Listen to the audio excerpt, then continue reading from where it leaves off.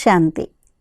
ఈ మాసం పత్రపుష్పంలో భాగంగా త్రిమూర్తి దాదీల యొక్క అమృత వచనాలలో ఈరోజు మనం దాదీ ప్రకాష్ మణి గారి అమృత వచనాలు, అమూల్యమైన మహావాక్యాలు మనం విందాము. ఇదే మాసంలో మనము 25వ తేదీ దాదీ గారి పుణ్య స్మృతి దినాన్ని జరుపుకుంటూ ఉన్నాము. వారు 25 ఆగస్ట్ 2007వ సంవత్సరంలో ఈ దేహాన్ని త్యాగం చేయడం జరిగింది. వారు చెప్పినటువంటి ఈ మహావాక్యాల్ని ఈ వారం మనము అమృత వచనాలుగా విందాము. मैंपन के अभिमान को समाप्त कर बेहद के त्यागी और वैरागी बनो. ఈ క్లాస్ యొక్క హెడ్డింగు నేను నాది అనేటువంటి అభిమానాన్ని సమాప్తం చేసి బేహద్ త్యాగి మరియు వైరాగులుగా అవ్వండి అని దాది అంటున్నారు. మేపన్ అంటే నాతనము, నేను నాది, ఇవన్నీ నేను నేను నేను అనడం. ఈ అభిమానాన్ని సమాప్తం చేసి బేహద్ త్యాగి మరియు వైరాగిగా అవ్వండి. ఈ క్లాస్ని దాది గారు 29/7/98 98వ సంవత్సరము జూలై 29వ తేదీన క్లాస్ చేయించడం జరిగింది. ఇవి పాయింట్స్ రూపంలో ఉన్నాయి. మొదటి పాయింట్, హమారే ఇస్ రథ్ కా సారథి స్వయం బాబా హై, ఇస్లియే హమ్ సభీ బేఫికర్ బాద్షాహ్ హై. దాది అంటున్నారు, మన యొక్క ఈ రథానికి సారథి స్వయం బాబా ఉన్నారు కాబట్టి మనమందరము కూడా निश्चिंता चक्रवर्तुलमु. सारथी जहाँ और जैसे रथ को चलाए खड़ा कर इशारा करे उसी प्रमाण चलना है. మరి ఆ సారథి ఎలా నడిపిస్తాడో, నిలబడి ఎలా నడిపిస్తున్నారో, సైగ చేస్తున్నారో అదే ప్రమాణంగా నడవాలి. दूसरा, मैं हमेशा समझती हूँ कि मुझे हे अर्जुन बनना है. దాది అంటున్నారు, రెండో విషయం ఏంటి అంటే, ఒకటైతే ఆయన సారథి, ఆయన చెప్పినట్టు మనం నడవటము. రెండోది, నేను హే అర్జునుడిగా కావాలి, నేను అర్జునుడిగా కావాలి, ఆర్జించేవాడు నంబర్ 1గా నేను అవ్వాలి అని అనుకుంటాను అంటున్నారు. ఆప్ హరేక్కే అర్జున్ హోనా, శిరోమణి గీతా మషహూర్ హీ హే అర్జున్ సే. మనమందరము అర్జునులే కదా, మీరందరూ అర్జునులేనా? మరి గీత శిరోమణి అని అంటున్నాము. ఆ గీత కూడా అంత ఫేమస్ అయింది, అంత ప్రసిద్ధిగాంచింది అర్జునుడి వల్లే కదా. हे अर्जुन अर्थात जिसको यह श्रीमत मिली. अर्जुन को जब साक्षात्कार हुआ तब निश्चय हुआ और बोला, हे भगवान जो आज्ञा. దాది అంటున్నారు, హే అర్జున్ అంటే ఎవరికైతే శ్రీమతం లభించిందో, అది పాటిస్తున్నారో వారే అర్జునులు. అర్జునుడికి ఎప్పుడైతే సాక్షాత్కారమైందో అప్పుడు నిశ్చయం కూర్చుంది. నిశ్చయం కూర్చోగానే చెప్పాడనమాట, చెప్పండి హే భగవంతుడా, మీరు ఏ ఆజ్ఞనిస్తే అది పాటిస్తాను అని అన్నాడు. और आज्ञा पर चलते वह सदा आगे बढ़ते विजयी हुआ. तो आप हर एक वास्तव में हे अर्जुन हो और अर्जुन की बुद्धि में एक भगवान है. కాబట్టి దాది అంటున్నారు, ఆ ఆజ్ఞ పైన నడవటం వల్ల ఆయన ముందుకు వెళ్ళి విజయిగా అయ్యారు. మీరు కూడా అలాగే వాస్తవంగా హే అర్జునులు ఉన్నారు అంటే మీరే అర్జునులు, మరియు అర్జునుడి బుద్ధిలో ఒక్క భగవంతుడు మాత్రమే ఉండేవారు. రెండవ పాయింట్, दूसरी स्टोरी यह बताते हैं कि दुर्योधन और अर्जुन जब दोनों भगवान के सामने आए तो दुर्योधन ने भगवान से उनकी पूरी सेना मांगी, माया मांगी, और अर्जुन ने कहा मुझे सिर्फ आप चाहिए. ఇంకొక కథ 2 పాయింట్లో దాది అంటున్నారు, ఇంకొక కథ కూడా వినిపించడం జరిగింది. మరి శ్రీకృష్ణుడి దగ్గరికి దుర్యోధనుడు వచ్చాడు మరియు అర్జునుడు కూడా వచ్చారు. మరి దుర్యోధనుడైతే ఆయన యొక్క అంత సైన్యం ఏదైతే ఉందో దాన్ని అంతా అడిగాడంటే మాయను అడిగి తీసుకున్నాడు. మరి అర్జునుడు ఎవరిని అడిగాడు? మీరు కావాలి అని అన్నారు. ఆప్ మిలే సబ్ కుచ్ మిలా, మీరు దొరికినట్లయితే నాకు అన్నీ దొరికినట్టే. फिर बताते हैं कि दुर्योधन ने कहा कि पहले तो मैं आया था लेकिन आपने अर्जुन से पहले क्यों पूछा? तो इशारा मिला कि तुझे अभिमान है जो सिर के पास खड़े हो और अर्जुन में नम्रता है जो चरणों के पास खड़ा है. तो एक अभिमान के कारण सब कुछ प्राप्त होते हैं, उसकी हार हुई, और नम्रता के कारण अर्जुन की जीत हुई. यह है महाभारत का 2 शब्दों में वास्तविक सार. దాది ఇంకొక కథ కూడా చెప్తున్నారు ఈ ముందు చెప్పిన విధంగా. ఇంకా ఈ కథలో దుర్యోధనుడేమో అన్నాడనమాట, మొదట నేను వచ్చాను కదా, కృష్ణుడు నిద్రపోతున్నప్పుడు దుర్యోధనుడు మొదట వచ్చాడు, ఆయన తల పక్కన కూర్చున్నాడు. ఆ తర్వాత అర్జునుడు వచ్చి పాదాల దగ్గర కూర్చున్నాడు. ఈయన లేవంగానే కృష్ణుడు ఏమడిగాడు, అర్జునుడిని అడిగాడు నీకేం కావాలి అని. మరి దుర్యోధనుడు అన్నాడనమాట, నేను ఫస్ట్ వచ్చాను కానీ మీరెందుకు అర్జునుడిని అడుగుతున్నారు, నన్ను అడగాలి కదా అని అన్నారనమాట. అయితే శ్రీకృష్ణుడు ఏం చెప్పారు, ఆయనకి ఒక సైగ దొరికిందనమాట, నీకైతే అభిమానం ఉంది కదా అందుకనే తల దగ్గర కూర్చున్నావు, అర్జునుడిలో నమ్రత ఉంది అందుకనే ఆయన పాదాల దగ్గర నిలబడ్డాడు. సో ఒకరు అభిమానం కారణంగా అన్నీ ప్రాప్తించినా కానీ ఆయనకి విజయం రాలేదు, ఆయన అపజయం పాలయ్యాడు. కానీ నమ్రత ఉన్న కారణంగా అర్జునుడికి విజయం ప్రాప్తించింది. ఇది మహాభారతం యొక్క 2 శబ్దాలలో వాస్తవిక సారము. तो पहले निश्चय हो कि बाबा मेरा साथी है और बाबा ही मेरा सारथी है और उनकी श्रीमत पर कदम कदम चलने में ही मेरी कल्याण है, విజయ్ है. కాబట్టి మొట్టమొదట నిశ్చయం ఉండాలి, బాబా నాకు తోడున్నారు మరియు బాబానే నాకు సారథి కూడా ఉన్నాడు. సారథి నేను ఆయన శ్రీమతం పైన అడుగడుగులో నడిచినట్లయితేనే నా కళ్యాణం ఉంది, విజయం చేకూరుతుంది. चाहे दुनिया ख़त्म हो जाए, अर्जुन के देखते देखते सब मर गए लेकिन अर्जुन सदा अडोल रहा. అంటే మొత్తం ప్రపంచం సమాప్తం అయిపోయినా కానీ అక్కడ ఏం చూపించారు, అర్జునుడికి ఎంత దృఢంగా ఉన్నాడు చూపించారు. ఆయన కళ్ళ ముందరే మొత్తం ప్రపంచం అంతా వెళ్ళిపోయింది, అందరు చనిపోయారు, కానీ తను సదా అచంచలంగా దృఢంగా ఉన్నాడు. दुर्योधन ने अपना अभिमान बहुत दिखाया लेकिन उनकी सारी अक्षोणी सेना खत्म हो गई. దుర్యోధనుడి గురించి చూపించారు కదా, ఆయనకు చాలా అభిమానం ఉండేది కాబట్టి ఆయన 18 అక్షోహిణి సైన్యం ఉండేది కదా, అంత కూడా సమాప్తమైంది. అర్జున్ को था निश्चय, इसी पर अडोल रहा तो उसकी जीत हुई और दुर्योधन की माया के कारण देह अभिमान के कारण हार हुई. అర్జునుడికి నిశ్చయం ఉన్న కారణంగా ఆయన అచంచలంగా ఉన్నాడు, మరి ఆయనకి విజయం లభించింది. మరియు దుర్యోధనుడు మాయ యొక్క కారణంగా దేహాభిమానం కారణంగా ఆయనకి ఓటమి పాలయ్యాడు. 3వ పాయింట్, जिसकी बुद्धि में माया आई और वैर आया तो समझो कि एक न एक दिन सर्वंश नाश हो ही जाता है, जैसे कि దుర్యోధన్ కా హువా. దాది అంటున్నారు, ఎవరి బుద్ధిలో అయితే మాయ వచ్చిందో వైర్యం వచ్చిందో ఇంకా అనుకోండి వీరు ఏదో ఒకరోజు సర్వంశ నాశనం అయిపోతారు అని. దీని గుర్తుగానే దుర్యోధనుడిని చూపించటం జరిగింది. कहने का मतलब कि बाबा हमें कहते हैं कि अर्जुन तुम सदा प्रीत बुद्धि रहकर श्रीमत पर चलो और अपनी स्थिति को ऐसा अचल अडोल बनाओ जो कभी तुम्हें माया हिला नहीं सके.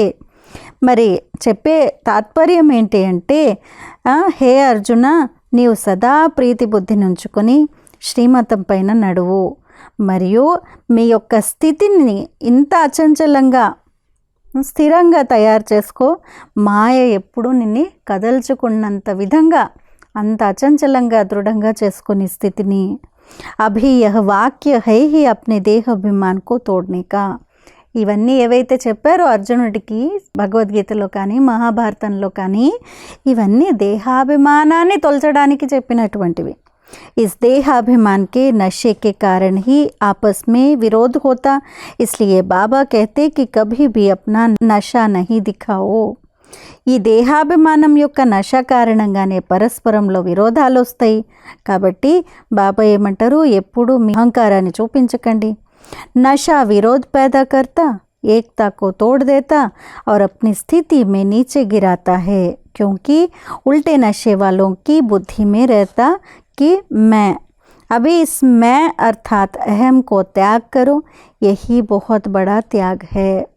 దాది అంటున్నారు, నశ అనేటువంటిది ఈ అహంకారం అభిమానం ఎప్పుడు వస్తుందో అప్పుడు వైర విరోధాలు తెప్పిస్తుంది, ఐకమత్యాన్ని తెంచేసి మీ స్థితిని కిందికి తీసుకొని వస్తుంది. ఎందుకు అంటే వాళ్ళు ఉల్టా నశాలో ఉంటారు కదా, దేహాభిమానం యొక్క అహంకారం ఆ నశాలో ఉన్న కారణంగా బుద్ధిలో ఎప్పుడు నేను నేను అని ఉంటుంది. ఈ నేను అనగా అహంకారాన్ని త్యాగం చేయండి. ఇదే అతి పెద్ద త్యాగము. 4వ पॉइंट, हम शुरू से देखते आए हैं कि जब भी किसी को माया आई है तो उसका कारण है अहम. अहम में सब आ जाता है. దాది అంటున్నారు, మేము మొదటి నుంచి చూసాము, ఎవరికి ఎప్పుడు మాయ వచ్చింది అంటే దానికి ముఖ్యమైన కారణం ఏంటి అంటే అహంకారం, స్వయం యొక్క అహంకారం. ఈ అహంకారం ద్వారా అన్నీ వచ్చేస్తాయి వేరే వికారాలు. चाहे अपने बुद्धि का, अकल का, अपने होशियारी का या कोई भी कार्य का. धन का नशा है, सर्विस का या जॉब का नशा है, प्राप्तियों का नशा है, लौकिक पढ़ाई का नशा है. यह सब नशे बड़े नुकसानकारक है. దాది అంటున్నారు, ఎవరికి ఎలాంటిదైనా కావచ్చు. కొంతమందికి తమ బుద్ధి యొక్క అహంకారము, తెలివి గురించి, లేదు వాళ్ళకు ఉండేటువంటి స్మార్ట్నెస్ కానివ్వండి, లేదు ఏదైనా కార్యం గురించి, ధనం యొక్క నశ కావచ్చు, సర్వీస్ యొక్క నశ కావచ్చు, వాళ్ళకు ఉన్నటువంటి జాబ్ ఉద్యోగం యొక్క నశ కావచ్చు, ప్రాప్తుల నశ కావచ్చు, లౌకిక చదువు నశ కావచ్చు. ఇవన్నీ నశాలు చాలా ఏం చేస్తాయి, మనల్ని नुकसान చేసేటు ఉన్నాయి. तो यह जो देह अभिमान के अनेक गुप्त नशे हैं, यह सब बाहर से दिखाई नहीं पड़ते हैं. इसलिए कई बार आता है गोपी बनना अच्छा है, क्योंकि गोपी बनने में नशा नहीं आता है. और जब अपने को गोप समझते तो नशा चढ़ता है. इसकी भी गुह्य फिलॉसफी है.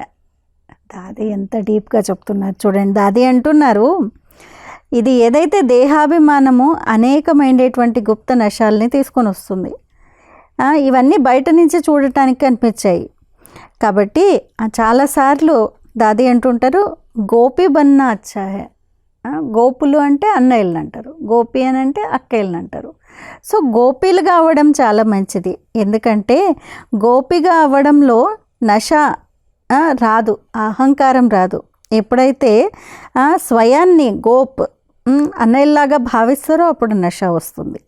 ఇది చాలా గుహ్య ఫిలాసఫీ. జైసే ఉద్ధవ్ మానా నశ, గోపి మానా బాబా కే లవ్ మే లీన్, బాబా కే లవ్ మే ప్రీత్ బుద్ధి. అక్కడ మహాభారతంలో కూడా చూపించారు కదా, ఉద్ధవుడిని కూడా చూపించారు, గోపిని కూడా చూపించారు. ఉద్ధవుడు అనగానే నశ వచ్చినట్టు, గోపి అంటే బాబా యొక్క ప్రేమలో లీనమైపోయిన వారు, బాబా యొక్క ప్రేమలో ప్రీతి బుద్ధి ఉన్నవారు. తో ఆప్ కభీ ఉద్ధవ్ నహీ బన్నా ప్లీజ్. దాది అంటున్నారు, మీరు ఉద్ధవుడిగా కాకండి. ఆయన అహంకారానికి గుర్తుగా మగవాడు, సో గోపుడు కాబట్టి ఆయనలాగా అవ్వకండి అలా ప్లీజ్. ఉద్ధవ్ బనేంగే తో జరూర్ కుచ్ నషా చడేగా. కాబట్టి ఉద్ధవుడిగా అయినట్లయితే నష పెరుగుతుంది. हम सभी गोपियाँ हैं, भले आप लोगों को पांडव कहे, परंतु प्रैक्टिकल में हम सभी गोपियाँ हैं, चाहे भाई हो चाहे बहने हो. కాబట్టి మనమందరము గోపికలు ఉన్నాము, ఉద్ధవుడిగా కాకూడదు.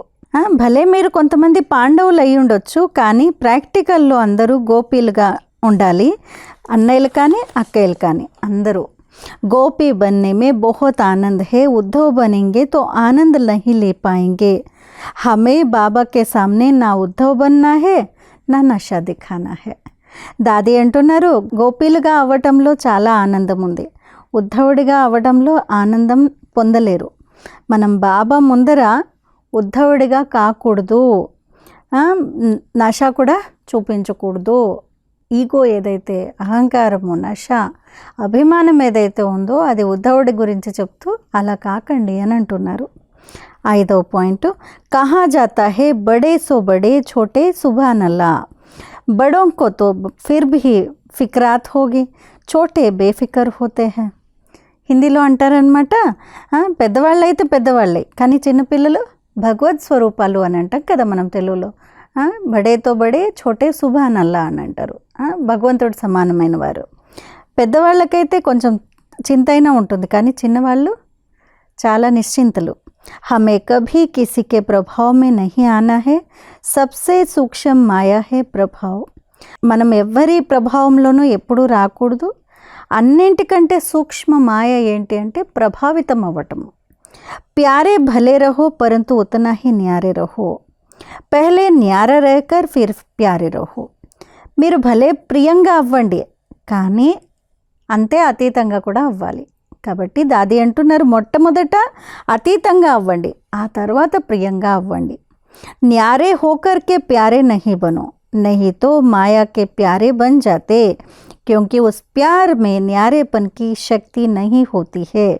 इसलिए पहले न्यारा बनो फिर प्यारे बनो, तब बैलेंस बराबर रहेगा. దాది యుక్తి చెప్తున్నారు, మొట్టమొదట అతీతంగా అయ్యి ఆ తర్వాత ప్రియంగా అవ్వండి.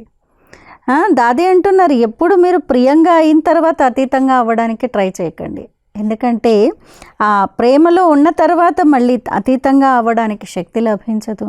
కాబట్టి మొదట అతీతంగా అవ్వండి, ఆ తర్వాత ప్రియంగా అవ్వండి. అప్పుడు బ్యాలెన్స్ సరిగ్గా ఉంటుంది, న్యారా ప్యారా యొక్క బ్యాలెన్స్ ఉంటుంది. 6వ పాయింట్, बाबा ने हम सबको 2 बैलेंस दिए हैं. एक बेहद के त्यागी बनो, दूसरा बेहद के वैरागी बनो. బాబా మనందరికీ 2 బ్యాలెన్స్లను ఇచ్చారు. ఒకటి బేహద్ త్యాగిగా అవ్వండి, రెండవది బేహద్ యొక్క వైరాగులుగా కూడా అవ్వండి. बेहद के त्याग में सभी सूक्ष्म से सूक्ष्म बातों का त्याग हो जाता है. బేహద్ త్యాగము అని అన్నప్పుడు దాంట్లో సూక్ష్మాతి సూక్ష్మమైన త్యాగాలు కూడా బేహద్ త్యాగంలో వచ్చేస్తాయి. త్యాగ్ మానా త్యాగ్, త్యాగ్ మే ప్రభావిత్ హోనే కి బాత్ నహీ ఆతి. త్యాగము అంటే త్యాగం అంతే, దాంట్లో ప్రభావితం అయ్యే మాట లేదు. అగర్ ఆతి హే తో వహ్ భీ మాయా హే. ఒకవేళ ప్రభావితం అయ్యారు అని అంటే అది కూడా మాయనే. बाबा को जिसका जितना भाग्य बनाना है उतना बनाएगा, तो हम क्यों किसी के पीछे प्रभावित हो. బాబా ఎవరికి ఎంత భాగ్యం తయారు చేయించాలో అంత తయారు చేయిస్తారు. కాబట్టి మనం ఎందుకు వారి యొక్క వెనుక ప్రభావితం అవ్వడము. किसी भी व्यक्ति पर व वैभव पर हम प्रभावित क्यों हो. कई फिर सेवा करके अपने को ही वाहरे में समझते हैं, अर्थात मियाँ मिठू बनते हैं.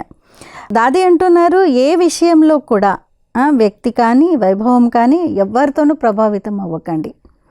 ఇంకా కొంతమంది సేవ చేసిన తర్వాత వాళ్ళకు వాళ్ళే నేను ఎంత గొప్పగా సేవ చేశాను, నేను ఎంత గొప్పవాడిని అని అనుకుంటారు. అంటే వాళ్ళని వాళ్ళు మియా మిట్టు, వాళ్ళని వాళ్ళే మంచివాళ్ళుగా లేదు వాళ్ళని వాళ్ళే సేవాదారులుగా భావిస్తూ ఉంటారు. మియా మిఠూ మన అప్నేకో బహుత్ హోషియార్ సమజ్నా, అంటే వాళ్ళని వాళ్ళే మేమే చాలా తెలివైండేటువంటి వాళ్ళు అనేటువంటి భ్రాంతిలో ఉంటారు. परंतु बाबा ने हमें सिखाया है कि तुम कभी किसी बात में भी प्रभावित ना हो. कैसे भी आकर्षण करने वाली बात तुम्हारे सामने आवे, अरे जिस पर दुनिया प्रभावित हो वह हमारे ऊपर कुर्बान है, हम क्यों किसी के ऊपर कुर्बान हो जाए. ఎంత గుహ్యమైన మాట దాది అంటున్నారు. అరే ఆకర్షితం ఎందుకు అవుతున్నారు, ఎవరిపైన ఎప్పుడు ప్రభావితం అవ్వకండి. ఎలాంటి ఆకర్షణలో కూడా ప్రభావితం అవ్వకండి. ఎలాంటి ఆకర్షణలు మీ ఎదురుగా వచ్చినా ఎలాంటి వారు వచ్చినా కానీ మీరు అవ్వకండి. దాది అంటున్నారు, అరే ఎవరి పైన అయితే మొత్తం ప్రపంచం ఆయన ఆకర్షణలో ఆయన ప్రభావంలో వస్తారో ఆయన మీ పైన ప్రభావితం అయ్యాడు, ఆయన మీ పైన బలిహారం అయ్యాడు, మరి మీరెందుకు వేరే వాళ్ళపైన ప్రభావితం అవుతారు, లేదు వాళ్ళపైన బలిహారం అవుతారు. जिसको दुनिया पुकारे वह हमारे ऊपर कुर्बान है, इससे बड़ा भाग्य और क्या चाहिए. ఎవరినైతే మొత్తం ప్రపంచం పిలుస్తుందో ఆయన మన పైన వచ్చి బలిహారం అయ్యాడు, ఇంతకంటే పెద్ద భాగ్యం ఇంకేముంది. तो इसके लिए हमें किसी के गुणों पर प्रभावित नहीं होना है. गुणवान है, गुण लो, अच्छी बात है, क्योंकि हमें सबसे अच्छे गुण लेना है. కాబట్టి మనం ఎవరి యొక్క గుణాల యొక్క ప్రభావంలో ప్రభావితం కాకూడదు.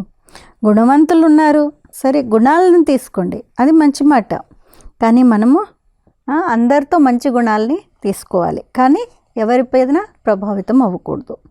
कोई की बुद्धि अच्छी है उसकी बुद्धि का उपयोग करो, कोई का व्यवहार अच्छा है उनसे कुशल व्यवहार की कला सीखो, किसमें लिखने का आर्ट अच्छा है उससे वह आर्ट अपनाओ.